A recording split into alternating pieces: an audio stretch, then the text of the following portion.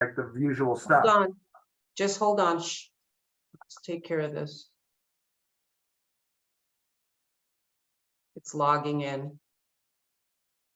No, you've still got a minute and a half. Hey, there we go. Live, live, live. So if I hit this click, meeting is now streaming live on Facebook, will I see it? Yes, if you, well, I mean, I can see us, so hold on.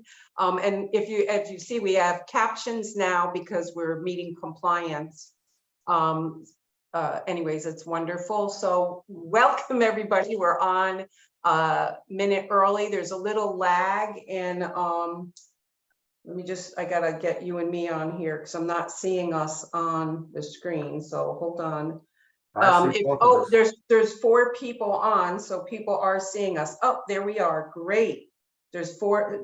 Oh my gosh, people are logging in. So anyways, thank you, Dr. Nelson. We haven't had you on for a while, and a lot of people have been writing to me saying, where's Dr. Nelson?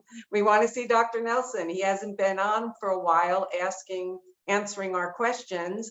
So I was kind of hoping to come out, but it didn't work to be in California. But anyways, thank you. We've had a busy time. We had a destination wedding. We had a new baby, new grandbaby. Oh, yeah. Was redoing modeling our home from the cellar to the dome. So I've been busy. So Jacqueline had the baby. Congratulations. Yep. Is it a boy or a girl? A boy. William Donald Gorda. Awesome. I'm so happy. I hope to get call to him see Liam. him. I hope to see him when I come out. So right now we have 10 people on. Thank you all for joining Dr. Nelson and myself at 7 o'clock.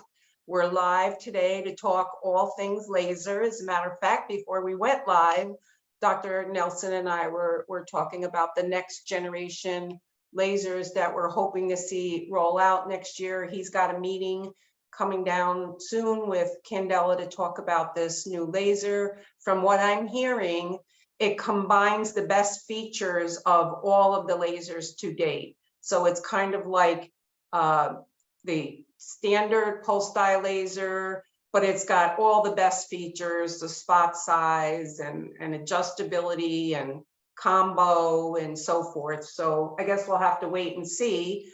But are you excited about this new rollout next year? Well, we need a device that has large spots and we can deliver higher energy densities on larger spots. I mean, the Prima was able to do that, but there were so many technical issues with having a solid state laser and a pulse dye laser in the same box that just caused so many technical issues. I believe they are going to be taking that long pulse YAG out of this device, but of that I'm not completely certain. But certainly it'll be a big upgrade from the BBM Perfecta, which is what most practitioners are currently using. So I'll know more next week. I have a meeting with them on Tuesday and Thursday of next week, so I'll let you know. Perfect. So those of you who are out there that are going to start submitting your questions, tell us where you are from, your country or your state, and your name, your first name, and ask your question. Anything about laser, vascular anomalies, we can handle most of those questions. If we can't, we'll get you to the right person to answer those. Donna and everybody's on. Christine, congratulations. Life is good. Hi, Dr. Linda. It's Linda Colino from Florida. Hi, Linda. Okay, so we're all on. We're ready with Dr. Nelson to answer your questions. We only have him for a precious 60 minutes. Thankfully, he's okay. There's been some crazy weather out there. I know Maui is one of your favorite destinations, so prayers to all the families adversely affected by the fires in Maui. It's pretty scary, huh, Dr. Nelson? Well, Lahaina, which is a major tourist area, unfortunately, it sounds like it was almost completely destroyed. And of course, the loss of life there was absolutely shocking. I mean, the worst loss of life in a fire in more than a century is shocking. We generally go to Wailea, which is on the more western side of the island.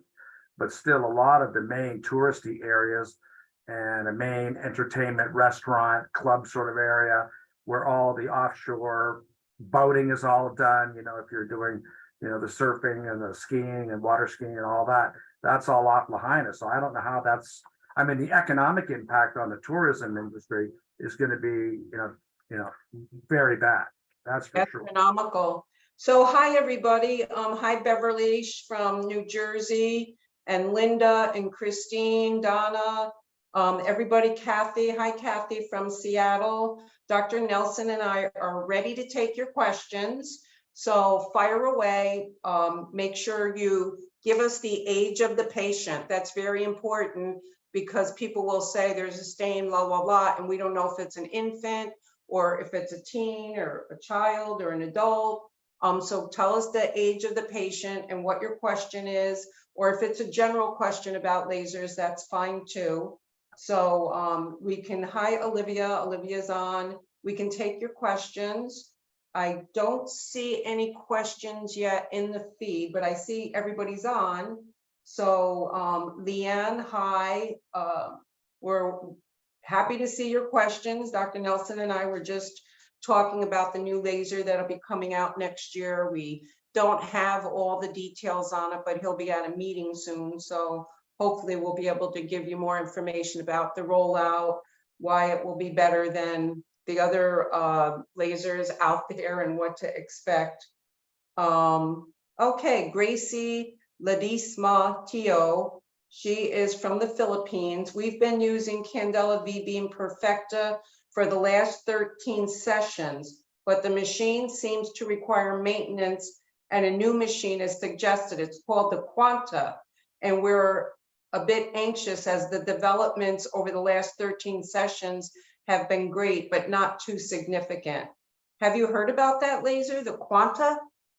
The Quanta or Quatra? Quanta, but maybe it is.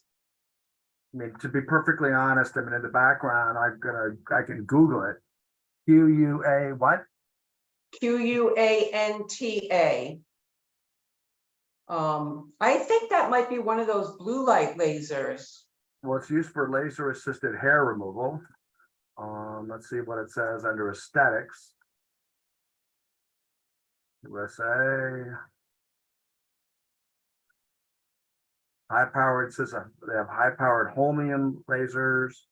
Well, we can forget it because it's hair removal and we don't really know, but we've got a lot of questions that you can answer right now. Okay, so if you want, we can circle back. But Tiffany is from New Zealand. She wants to know if you think we'll ever get to a point of developing a laser that will be able to clear a port wine stain no matter what age the patient is. Well, it's all a matter of depth of penetration of the light. I mean, unfortunately, the visible wavelengths, which we need because they're absorbed by hemoglobin, primarily the yellow and green wavelengths, they are only going to penetrate to a certain depth in human skin, and that's usually around 1 to 2, perhaps 3 millimeters. So the problem you're always going to be having to solve is that can you get enough light deep enough into some of these thicker lesions? And so, there is some hope for, some more longer penetrating lasers, the infrared lasers, but those carry some adverse effect profiles because they coagulate larger volumes of tissue. One suggestion, and we actually looked at this, and people are doing it in China, is the photodynamic therapy, where you put an artificial molecule into the system which absorbs specific wavelengths of light, and then you use the laser to activate that chromophore. We did work on that many years ago, but we found that we couldn't control the depth of the penetration. And the big problem with that is that the chromophore is not only also in the vein, which is what port wine stains are, they're also in the arteries, which are supplying the skin. And there have been reports of tissue necrosis after doing photodynamic therapy. In fact, one of the children I'm doing tomorrow in our operating room, the family was here when the baby was an infant. They went back to China and had a PDT treatment in Shanghai, and the child got horrible necrosis as a result of doing the PDT. So part of the treatment tomorrow is not only going to be to treat the port wine stain, it's also going to be to fix that superficial scarring. Well, I mean, that's enough for me to say, not yet. Not yet. Not yet. So Liv McGregor says she's from New Zealand. Her daughter is 5 months old and has a port wine on her face and just had her 6th laser session. She has them fortnightly. I guess that's every 8 weeks. After the last laser session, there are a few small spots which are slightly peeling and scabbing. Is this likely to heal in time for her next session, or do I need to leave a longer gap? I have to travel via plane for sessions, so trying to make a plan. Well, how long post-op is, can you tell us how long post-op? I mean, if this is in the first week or so, having some superficial peeling or something like that, that's not, that could be within the normal limits. I mean, that is not unusual. But I mean, if this is several weeks after the laser treatment, I mean, we really need to see a photograph. I mean, the question is this within normal limits? It's just short pulse durations of the laser was used. Therefore, she's just taking a little bit longer to heal from the bruising, or isn't there in fact some scabbing or some blistering, which that needs to be taken care of promptly. So it'd be nice to see a photograph of this. Good point. So that Jody Lee has a question, and we presented on this. Giacomo did an extensive literature review on anesthesia before age 3 and that whole debate that we had in Greece. So the question is, how do you feel about repeated exposure to anesthesia for little ones getting port wine treated frequently? Is there a number of sessions you would not want to go over, or what things should be considered? Well, the first thing that needs to be considered is that there was this FDA advisory that was published several years ago, which suggested that there might be some cognitive impairment in infants who have repeated exposures to anesthesia. Now, we're not necessarily talking specifically about laser, we're talking about repeated exposures to anesthesia. Now, many of the children that were included in this study, were under anesthesia for several hours. These were also children who had multiple comorbidities and other complications. I mean, the infants and young children that we generally treat are healthy young children, and their laser treatments, are 5 to 10 minutes of anesthesia. And so what I do is I talk to the family about that FDA advisory. I try and stay out of anesthesia until the child is at least 3, if I can. Again, it just depends. Where's that port wine stain? Is it an area that's suitable for EMLA? We can't do a huge area with EMLA. Otherwise, you've got to worry about lidocaine toxicity and methemoglobinemia. If it's an area that can have a small amount of EMLA put on, that's okay. Also, can we get an eye shield if it's in the orbit, which most of these lesions are? Now, fortunately, here at Beckman, we've got extra small eye shields all the way up to extra large eye shields. So that's usually not a problem. But I leave it up to the parents. In fact, I saw a family today. They just moved here from Texas. Their child is 2.5. And I just went through all of the issues with Linda right now that I discussed this morning with this family who's recently moved to Southern California. And so I said, you and your husband decide what you want me to do, and I will do as you wish. And that's what we say. We say, give the families the facts and let them make their decision. Right. I mean, I do have one child who I've been treating since she was an infant, and both of her parents are neurologists. And I gave, them the FDA advisory, and there's also been several papers that have been published that, have suggested this was a problem. And there are just as many papers, by the way, that have suggested that this is not a problem. So there's argument raging in the literature. So I gave both of them the articles to read, and both of them came back and said that based on what they read, they had no concern about me putting their daughter to sleep. And so that's, for what it's worth, I do have a family, as I said, both parents are neurologists, and they were okay with laser exposure under anesthesia. And we have both papers on our site as well, so that people can make a informed decision. Okay, Marky Tan has a question. 30-year-old patient with a nevus of odor around the back and chest. Just wondering if it's safe to laser using pico, all parts in one session, or laser it half and then half on the next session. Okay, well, first of all, this is a vascular birthmark foundation, not a pigmented lesion. So hopefully, if that we'll assume the diagnosis is correct. And Right. usually, nevus of Oda are usually on the face.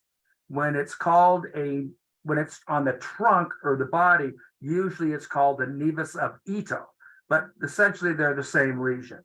And both of them can be treated using either Q-switched or picosecond technology. And I'm doing one child tomorrow who's got basically a hemifacial nevus of Oda that also goes down onto their neck.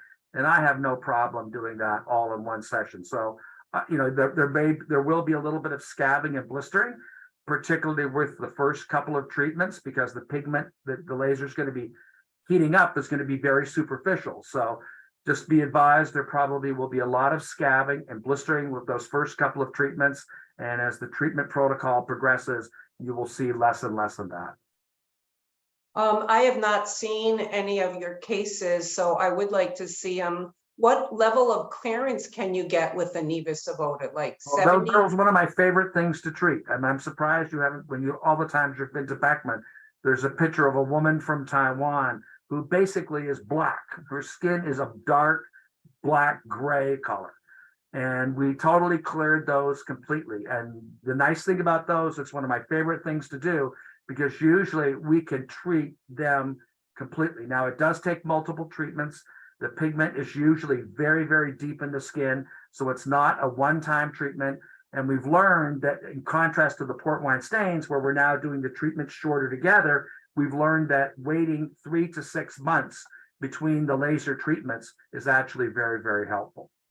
And is that because of that it's a congenital nevus, or is that because of the pico? No, it's just because the pigment is in giant clusters underneath the skin. And so the laser ruptures those clusters. And then the body's immune system has to come in and remove all of that pigment. And that takes time. I mean, that doesn't happen the minute you fire that Q-switched or picosecond laser. That takes weeks, months to occur. So that's why most practitioners will wait 3 to 6 months between the laser treatments. Okay, we have a question coming in from Beverly. She says, I am a 67-year-old woman and I have a port wine stain on the side of my foot and am interested in removing it. What is the best way? And is there a center in New Jersey or New York? How many sessions? Port wine stains on the feet are unusual. So, they should be seen by, one of the people in the field who does a lot of this so that an accurate diagnosis could be made. The last port wine stain I saw on the foot that wasn't, involving the leg or wasn't associated with 𝗏𝗏𝗏𝗏 syndrome was actually a venous malformation.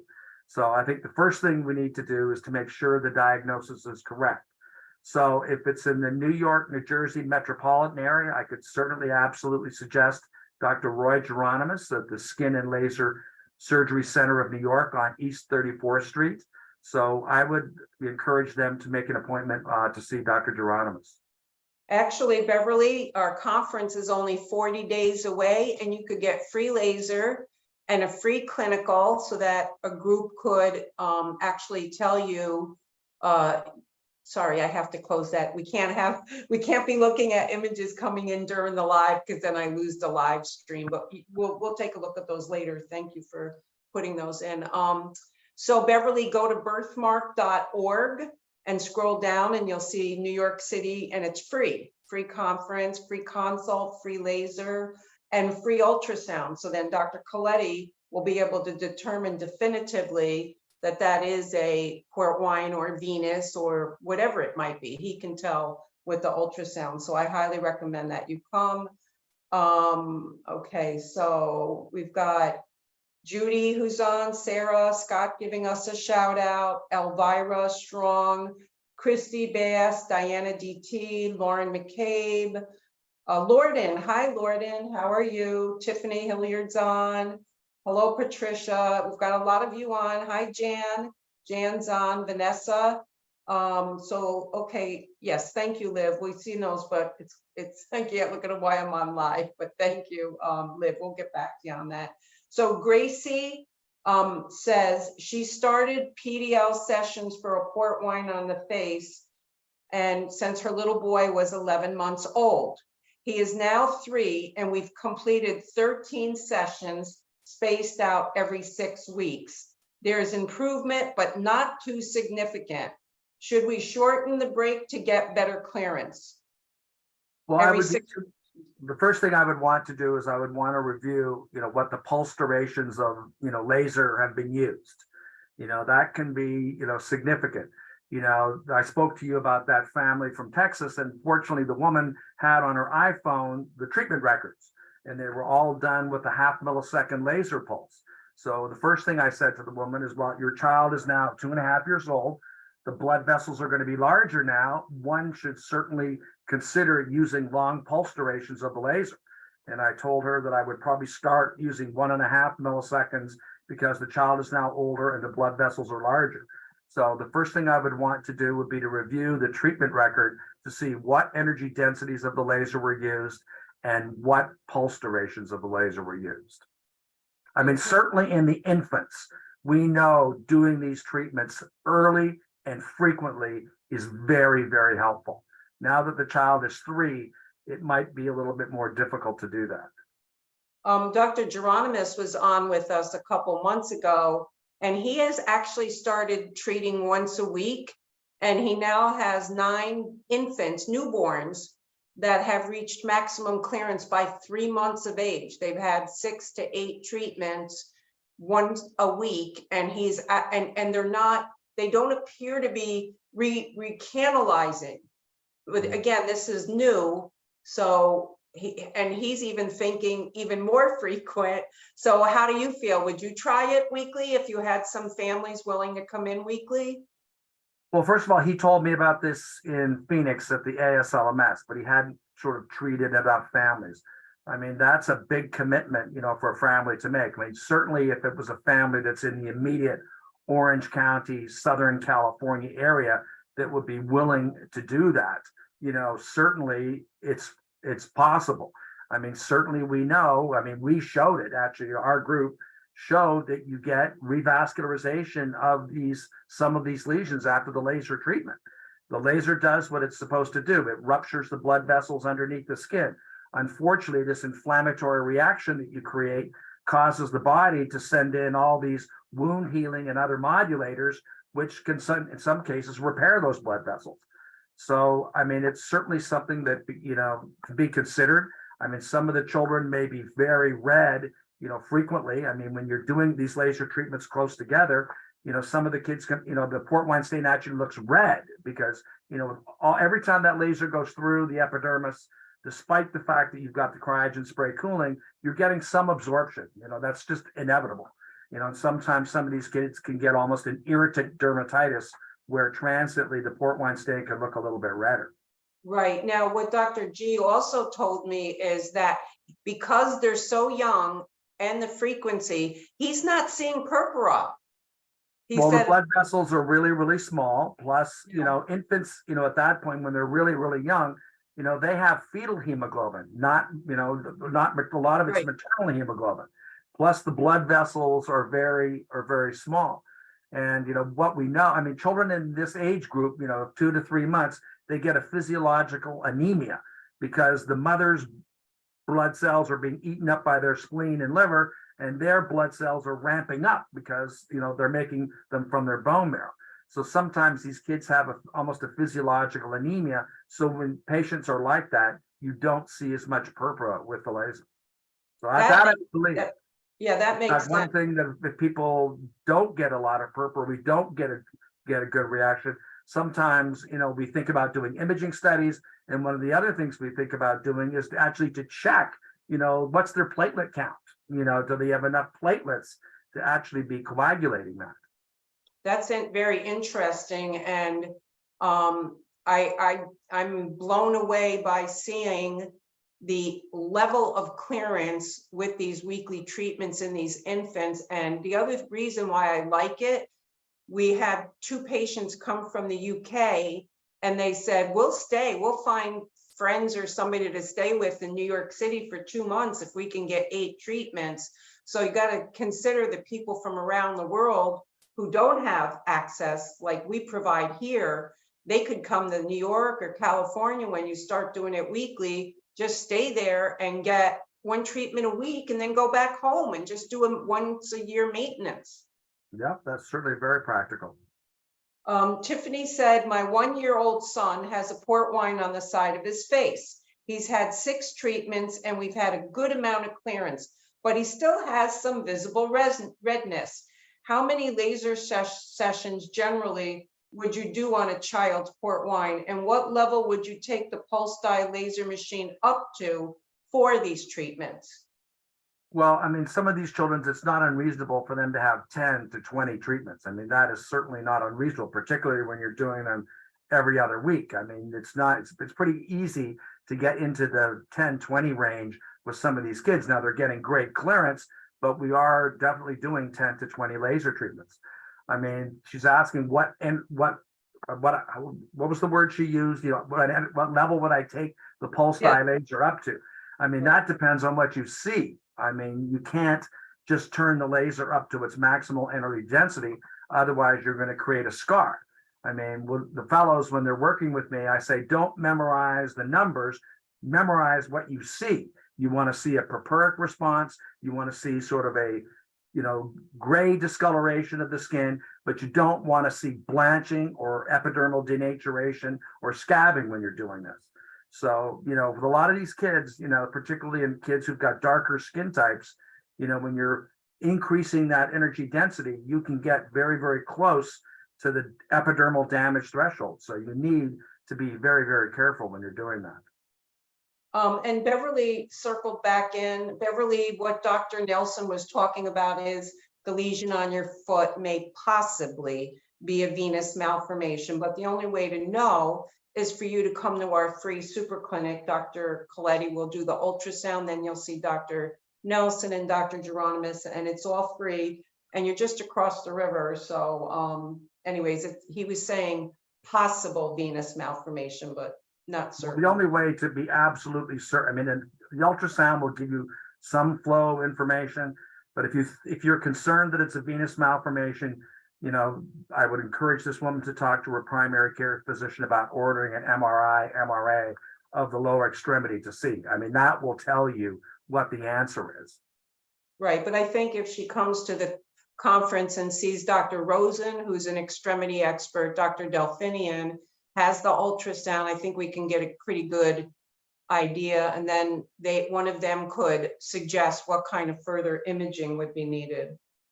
But coming to the conference is going to give her a good handle on what this might be. It could be a port wine for all we know. Tiffany Hilliard, hi, Dr. Nelson. Tell her I answered her email just about an hour, 2 or 3 hours ago. He says, we're the best. Thanks for all you do. So Tiffany, did you hear him? He answered your email. So Christy Bass says, I want to encourage young adults who have been hesitant about starting treatment later in life. I started treatments again at 41 with Dr. Nelson, and my results have been tremendous. Well, that's what you want to hear. I mean, there was a meeting in San Diego over the weekend. I showed pictures of one of our oncology nurses. The woman is in her 50s, and you know, she's got 75, 80% clearance of her port wine stain. Now that took 10 treatments. You know, people were interested in what pulse durations of the laser were used, and for the sort of global background, you know, pink discoloration, we were using short pulse durations of the laser. And for the darker purple areas and the nodules, we were using much longer pulse durations of the laser. So I think, you know, it's, you know, just because somebody hasn't had the treatment, you know, before, shouldn't preclude them, you know, from getting it done now. Thank you. Oh, and so one of our staff was giving a message to Beverly. The doctor mentioned was Dr. Geronimus. Don't make an appointment with him now, because you can see him for free at our super clinic and get an ultrasound. He won't be able to tell you definitively. Plus, you have to go through insurance and all of that for now. That's why I'm encouraging you to come on October 6th and 7th. That's it. And if you get a free treatment and qualify, you're right there and you can get the free laser treatment. And none of it, there's no cost. So if you go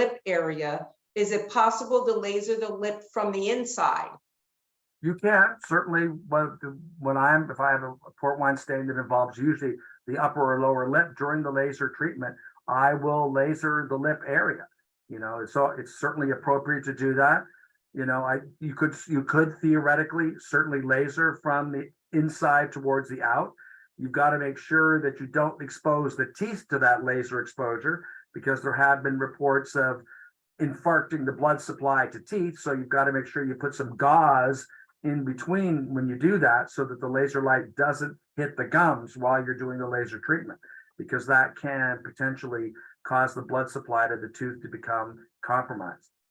Yeah, Jody's question is similar about lasering on the lip, and I've been collecting data on this, not just the presence of the staining on the lip, but the pathology of it. Are some having overgrowth and some aren't? What is that? Is that main artery? My theory is that main artery in the lower lip may be hyperstimulated, and that's why there's so much overgrowth in the lower lip more than anywhere else. They could have a completely flat, light stain, but on the lip, they notice enlarging. And so Jody's keeping a really close eye on Meghana because she's 8 now. So she's at that bridge of puberty, and she's seeing her lip tiny bit, like maybe 8%, I'd say, enlarged 5 to 8% over the other side. And Dr. 𝗂𝘁, who believes in bleo to keep it in check, but you only can have a certain amount of that in a lifetime. So, you know, we're trying to, quote, find the best way of keeping those lips from becoming hypertrophic. I don't know but I guess we have to find out first, you know, what is their source? What is the source of their supply before we start going in? Well, we certainly laser the lip, you know, when we're doing the treatment. You know, we make sure it's numb because it's sensitive. The nice thing about lasering the lip is that the lip is very tolerant. You know, you can actually use higher energy densities there. If you get a little bit of scabbing and a little bit of blistering, it'll heal just fine. What do you think, like, so if let's just talk again about whether it's because Meghana's 8 or if somebody's 18 or 30 and they have that minor, but you can still see a discrepancy where the stain is on the lip, that it's a little larger. Can you use the YAG on that? Would that decrease any of the bulk? Yeah, as long as you're staying on the lip proper itself. You can't go over the vermilion border where the lip meets, you know, the skin, because that's a very high likelihood that you're going to get a scar there. But as long as you're staying on the mucosal surface of the lip, then yes, it's okay to use a YAG laser. Now, that may cause some acute blistering, some scabbing. You know, there might be a little bit of necrosis of the certain area of the lip, but certainly, yes, you can use a YAG laser. We do that routinely for people who've got venous lakes on the lip, for example. You know, but you have to tell the patient, you know, you're going to get a little bit of tissue slough when we do this, so that they know what their expectations are. And if you're going to do that, and, you know, you need to make sure they don't have a history of herpes simplex virus, because you can reactivate, you know, the herpes simplex virus when you're doing those laser treatments on the lip. So if they do have a history of HSV, then you need to put them on some kind of prophylaxis before you do it. That's interesting because I saw 2 patients who had gotten their lips lasered and they had all kinds of cold sores on them. So that's what that was. It was reanimating the herpes virus. Yeah, I always ask families if there's a family history, or if, you know, you have a history of it. I mean, we have some patients, you know, who fortunately know that they'll get it. So we have some patients who we start prophylaxis with the antivirals a week before the laser treatment. Okay, that's smart. I think we should let people know about that. So Melanie says, thanks so much for doing these sessions, Dr. Linden, Dr. Nelson. I've noticed my 2-year-old son's birthmark on his cheek looks darker and more splotchy than usual. He's not sick. Any ideas on what could be causing this? We've been using a lot of sunscreen this summer. Could it be related? Well, usually the sunscreen really, you know, unless it's irritating the skin. I mean, I'd have to see, you know, before and after photographs before I could, you know, formulate an opinion. I mean, it could be some recurrence of his port wine stain. He could have some eczema. We know about 1/3 of these kids get a little bit of eczema that sometimes can irritate their port wine stains, as he got a little bit of a, you know, focal, when we talked about this before, a little bit of an atopic dermatitis going on there. I mean, there can be a lot of reasons for that. Could be just he's summer and he's hot and he's vasodilated, you know, it could be causing it. And then she also has another question, and we've been talking a little bit about this, about new technologies or techniques.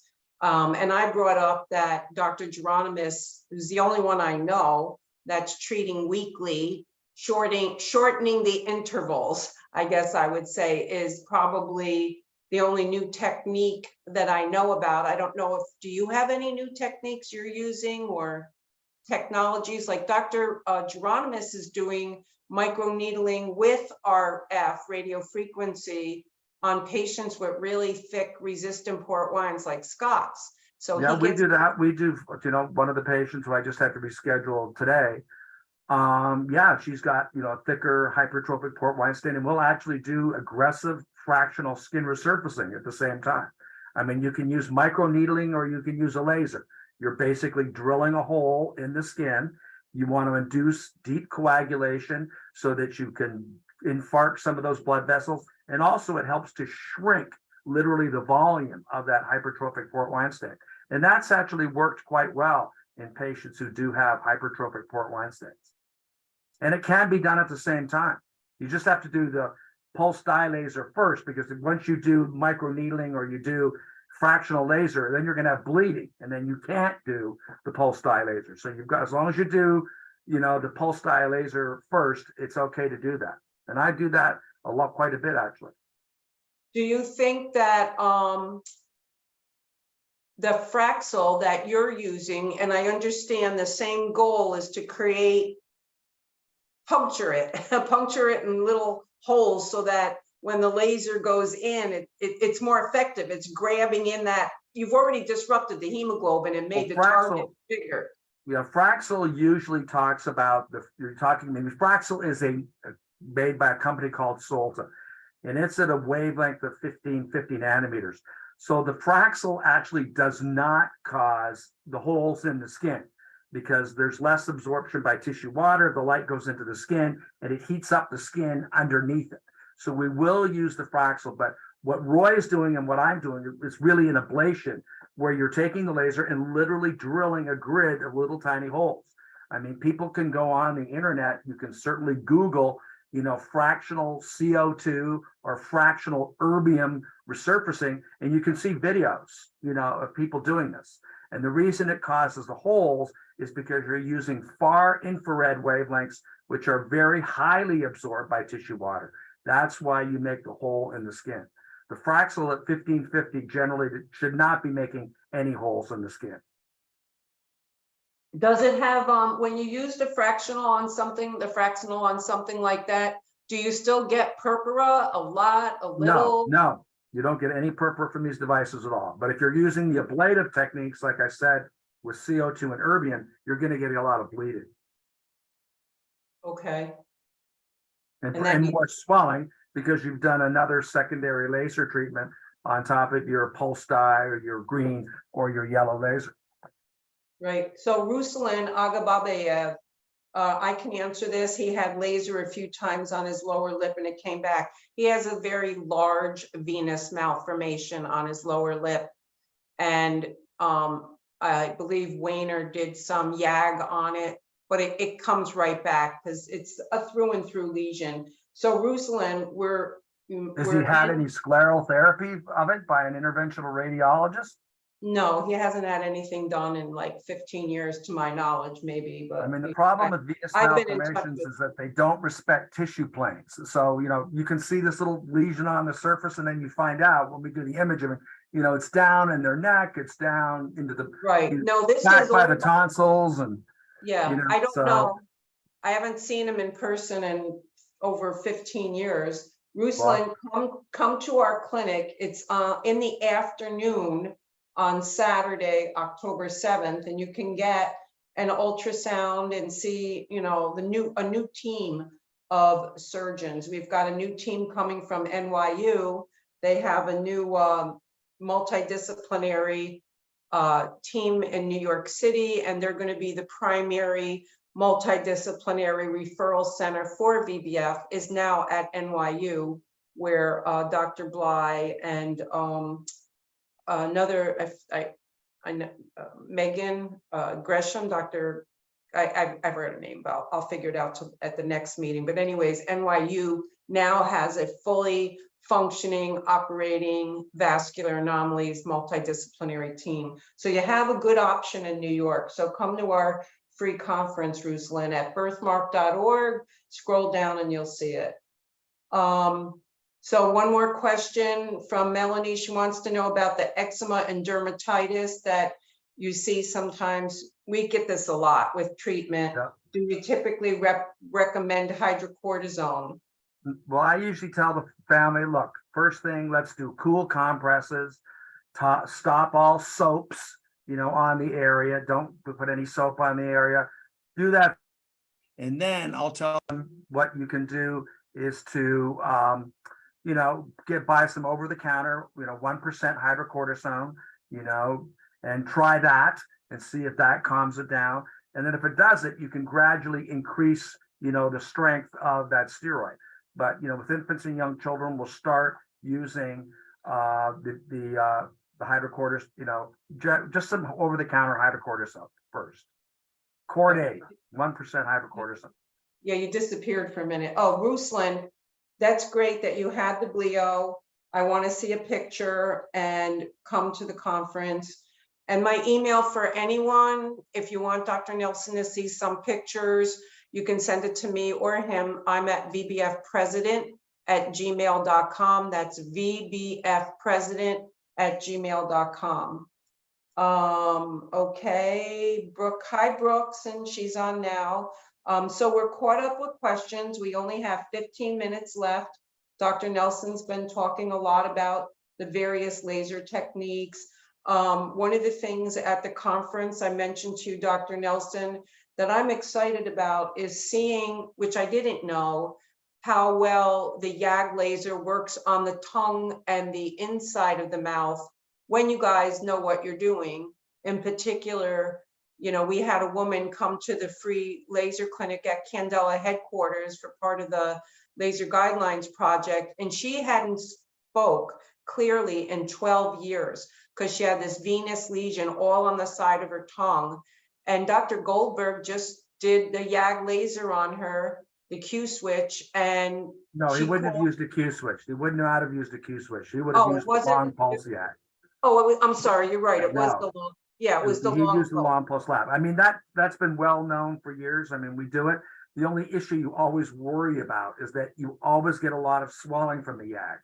So, you've got to just take care that, the patient's airway isn't compromised as a result of, having these, doing these types of procedures. But in the hands of somebody like Dr. Goldberg, that would be a safe procedure to do.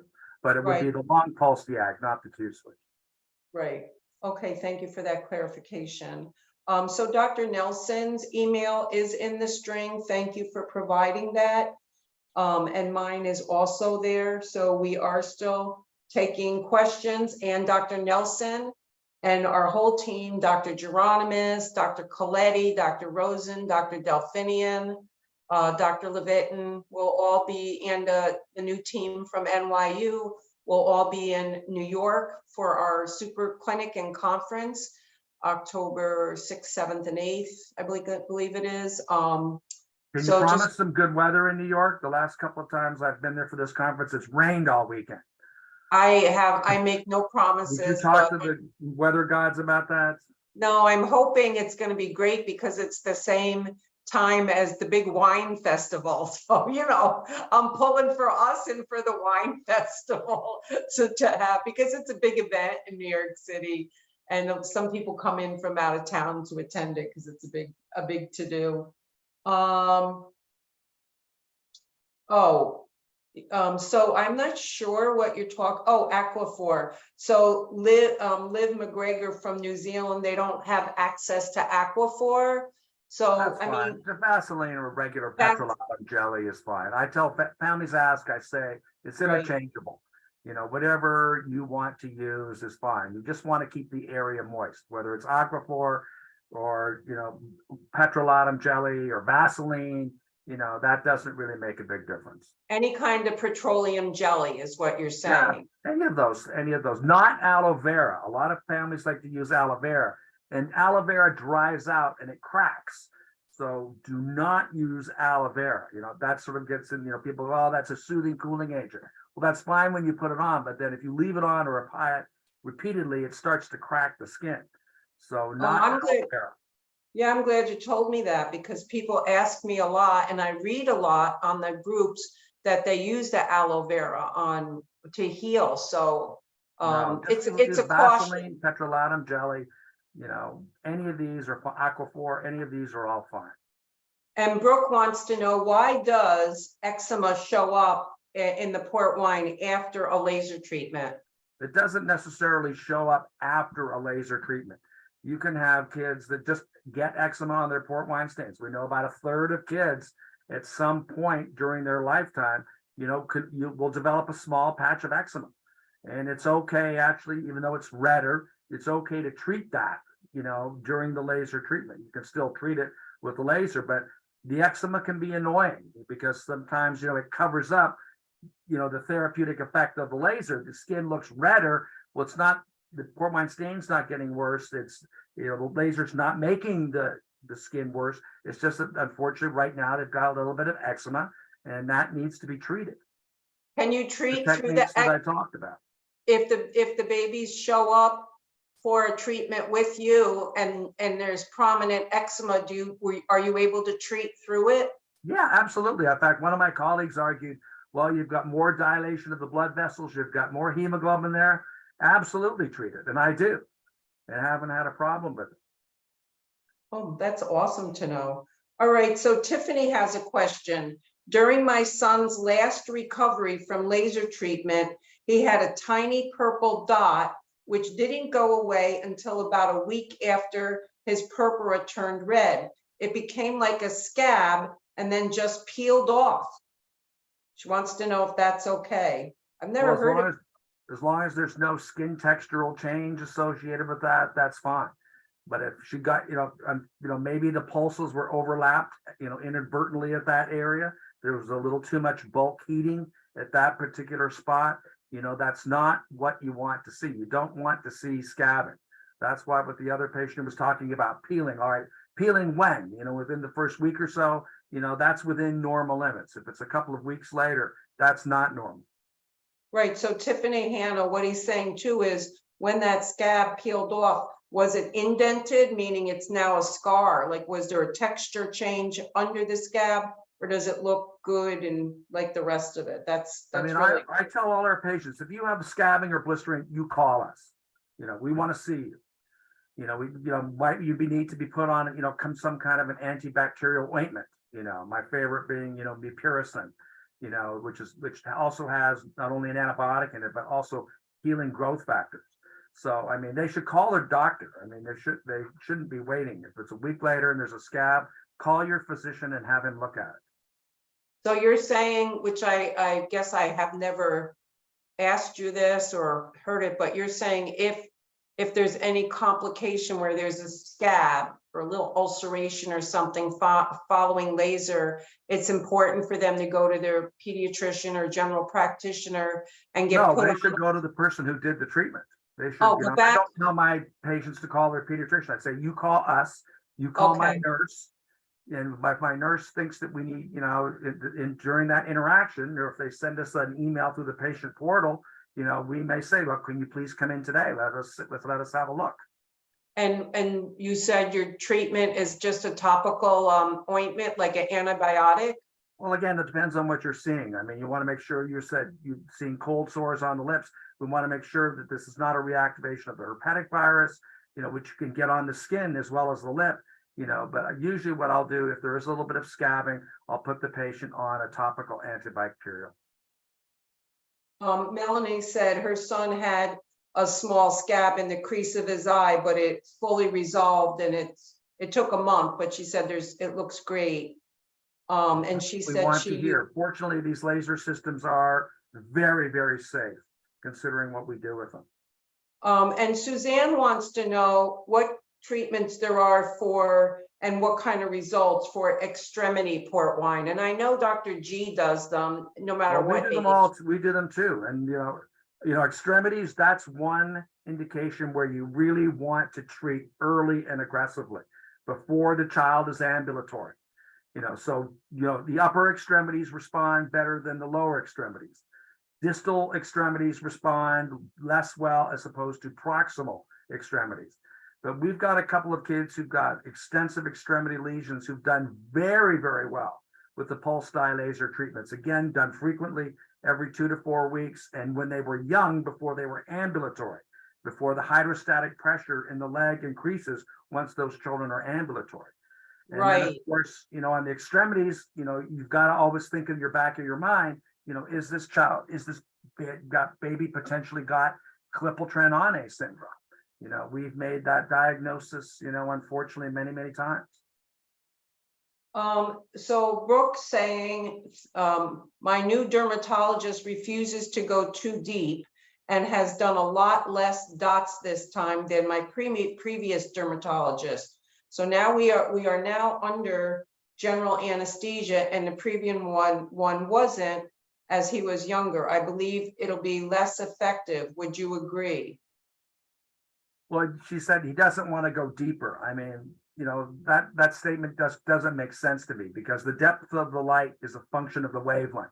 Okay, if you're using green light or using yellow light, they're going to go to a certain depth of penetration. Yellow being deeper. What you are doing is you're increasing the energy density, which means at that given depth that the laser is going to, you're going to have more heat deeper in the skin.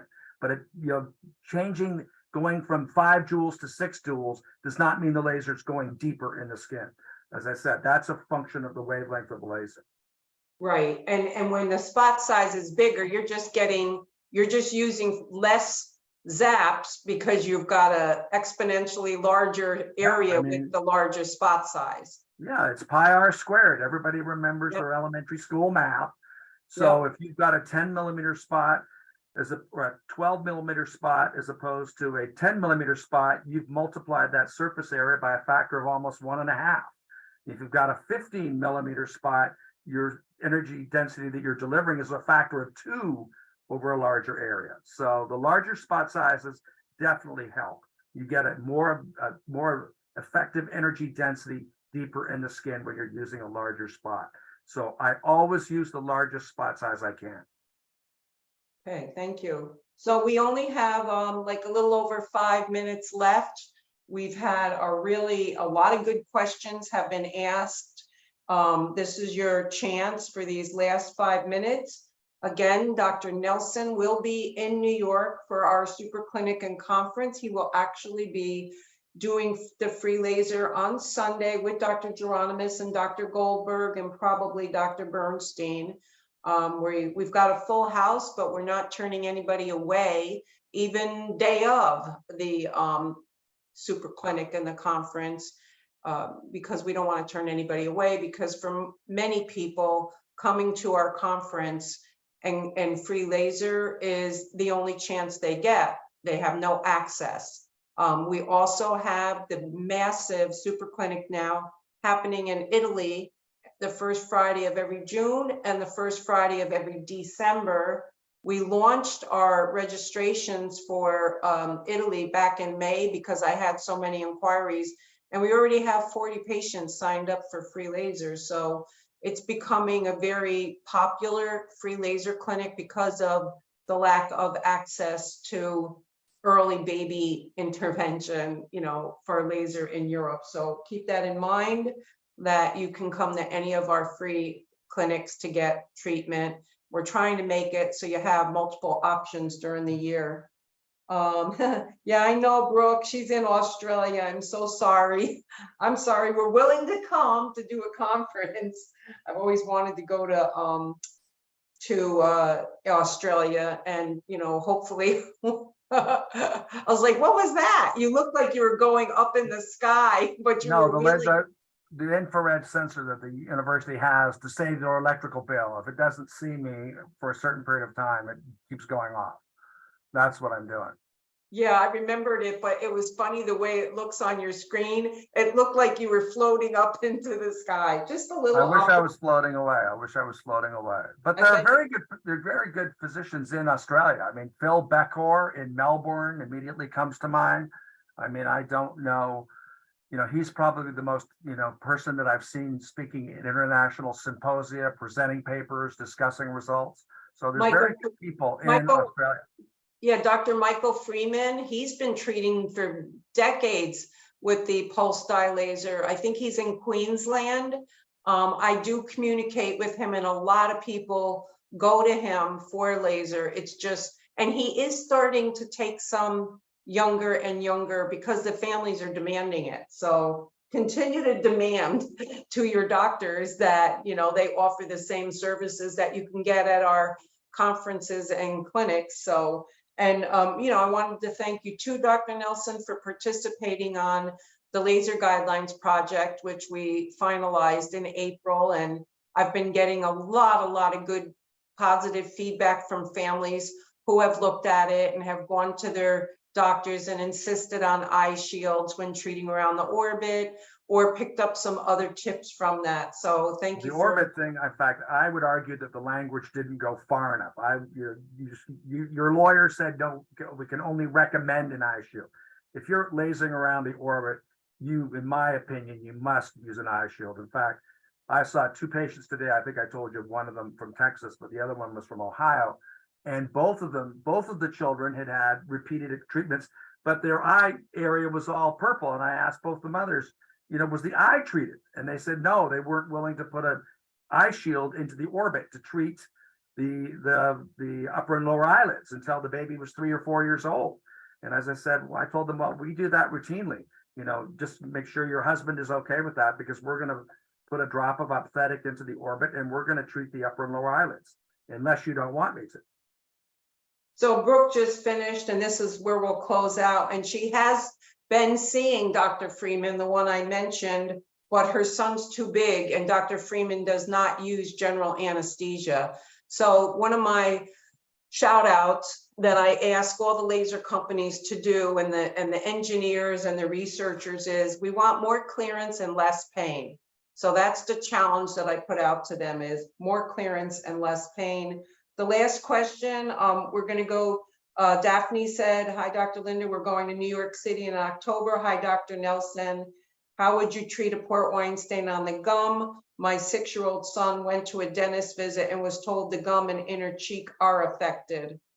So Well, this is your then, last question. I mean, certainly the cheek you can treat from the inside out, but on the gum, you've got to be very, very careful about, you know, damaging the tooth blood supply. You know, that's an issue. I generally don't use the pulse dye laser to treat on the gums. Now, some of my ENT colleagues and some of my oral surgery colleagues will actually take, you know, an ablative CO2 laser and literally, you know, try and flatten and smoothen those areas out, because those lasers aren't absorbed by blood. You're just basically destroying tissue. So, you know, that's one option that can be considered, but you've got to worry about the blood supply to the tooth. Thank you for finishing on that, and thank you for your time. All right, it was wonderful to be with you, and I'll look forward to seeing you in 6 weeks. Yes, thank you very much, and God bless. Stay safe, everybody, and stay well. Yep. Okay. Take care, Dr. Nelson. I'm just trying to get back to ending the session.